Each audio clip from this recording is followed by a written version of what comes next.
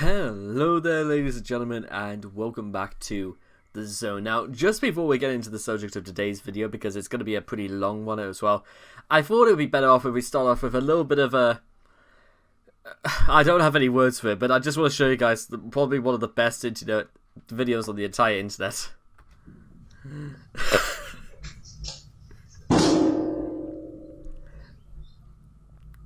Well, boy, why you go to the bathroom, man? Fuck, keep pissing in the goddamn trash, man. Go to the bathroom, man.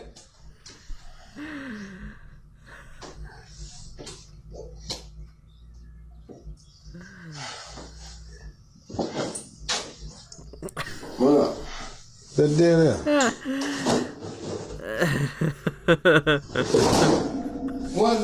I'm gonna show what the fuck I do. Yeah, you gonna lay down, boy. I'm gonna show what the fuck I do right now. Lay down, man. What you fucking with the refrigerator for? You tripping, man. Go lay down, man. Straight up. I'm gonna say.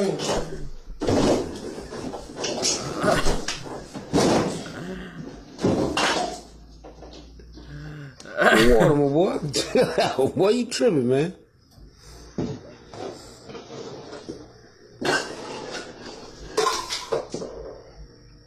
Get out one time, right?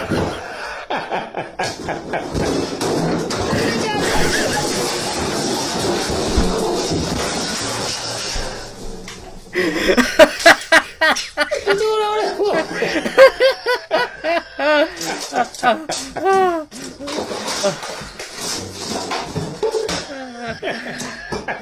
Man, what the fuck wrong with you, man? Now, man, clean that shit up, man. Lost to fucking metal. Guys, that is just... That is one of the best things that is on the internet. Drunk guy gets beaten by a refrigerator and the refrigerator won. Now, shit. On the 20th of January 2009, Chris engaged in another IRC chat with Clyde Cash, Billy Mays as moderator, and special guest star Ignatius J. Riley, PhD from the University of New Orleans' Gay and Lesbian Studios Department and founder of Gay for Solitude. Chris enters the chat and asks Clyde Cash about why he is being harassed.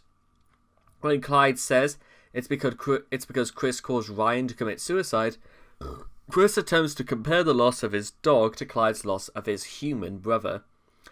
When this fails, as it always was going to, Chris tells Clyde that the best thing for him is to move on, seek a sweetheart or guidance from a church, further adding, "You do not need religion to see a counsellor." When pressed by Clyde about the release of Solitude comics, Chris blames a lack of inspiration and tries to change the subject to Family Guy, despite Clyde repeatedly telling him he's attempting to hide the truth by lying and changing the subject. Chris then attempts to use stress as another excuse, going into long and pointless monologues, ignoring everything and everyone in the chat. He reveals some of the sources of his stress, notably his father and cleaning the house. He continues to lie when asked about what he could have prevented Ryan's death. And also, we may as well just read this JPEG right here of a almost melting Chris. "I have numbers of pairs of dirty cramped breifs. You are there, not here, at my house. So you come to then, I will fight you. Listen as hard as I came out of my artistic closet as a straight man, and nothing else, so immature jerk-offs can just fuck right off." Pretty much nailed it. Clyde switches the topic to Chris's homosexuality, to which Chris replies, "I am straight. It is you who are the homo." Chris is asked about the purchase of his sex toys, including a dildo, which he says came with the purchase of his blow-up dolls. And the only reason he has a dildo now is to give to his future sweetheart. Oh, beautiful. He also states that he has spent most of his life with female friends, and has therefore picked up interests that primarily apply to women, such as My Little Pony and action figures. My Little Pony action figures. Clyde goes on to say that Chris is just a man who wants to be a woman, and brings up the picture of Chris in his mother's underwear as an example.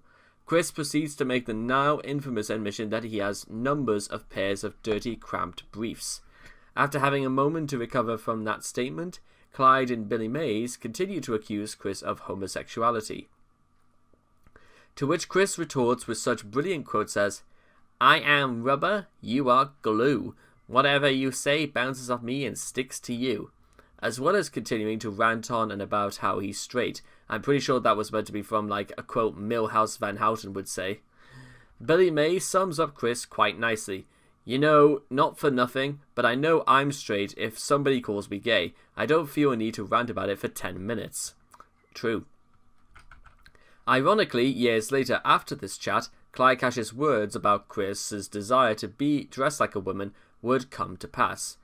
In a return to a discussion about Sonichu, Chris says that Sonichu is perfectly legal and it is a parody of Sonichu and Pikachu. Clyde then informs Chris of the dire fact that Sonichu will never be successful with any company. Chris then responds to Clyde's hacking of the Sonichu websites with, "I do not like it, but I owe you no reaction," and that he does not want to fight back against Clyde except in person.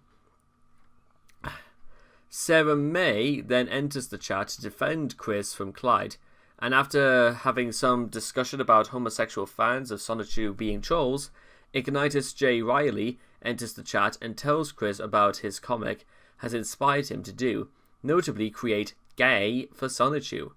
Chris states that he appreciates gay friends, so long as they are nothing more than good acquaintances. Riley then says that the reasons the comic appeals to the gay community are the rainbows. The fact that most of the women are drawn like men, Magagi's relationship with Bionic, and the Sonichu balls. What follows is Chris continuing to defend his straightness, while Riley says that Chris's sexual insecurity and the things that Sonichu has done for the gay community is enough reason for him to come out of the closet. Chris finally explodes with a fit of rage, stating that, "I am fucking straight for women, their vaginas, their breasts, and most importantly, I am straight for their individual sweetness." Finally, he says that he only came out of the closet as a straight autistic. That's not a real thing. And shouts as usual, "Peace out," before quitting the chat. And you can see the literal evidence of the chat right now, because literally, I don't have time to literally go over all this. I just wanted to show you guys because, well, considering how many times I've talked about Chris's interaction, I'll leave it to your imagination. So yeah, and also again, the reason why I'm not going to is because this literally goes on forever. If you really want like a text, like a wall to text transcription, I might possibly do something like that at some point in the future, but that is just way too long. But ironically, it ends with queer Sonichu lovers saying, "I'm sorry," and Chris admitting out of his own words that he came out of the autistic closet, whatever the hell that means, because I seriously do not know what that means at all. Okay guys, so that was the story of Chris's dirty cramped briefs. More of his quote-unquote greatest moments involve him admitting for absolutely no reason that he shits himself, and he has collections of clothes in which he has shat in. Good to know, Chris. Although we did not need to know. Nobody needed to know anything about this. We have yourself to thank and to blame for all of these things, Chris. Good job. So anyway, I hope you guys have enjoyed this reading of Chris's Dirty Cramped Briefs, courtesy of the 20th of January 2009 IRC chat. Please make sure to leave your thoughts and comments in the comment section down below. Let me know if you thought that Chris is completely out of his mind for saying shit that nobody cares about and is going to only paint an even darker image of him. But that's not in vain, because he's quote-unquote being true and honest about things that he should probably have kept to himself. Please also make sure to also like and subscribe so you get daily notifications when my videos come out. And I hope to love you guys again in the next video. Take care. Bye-bye for now.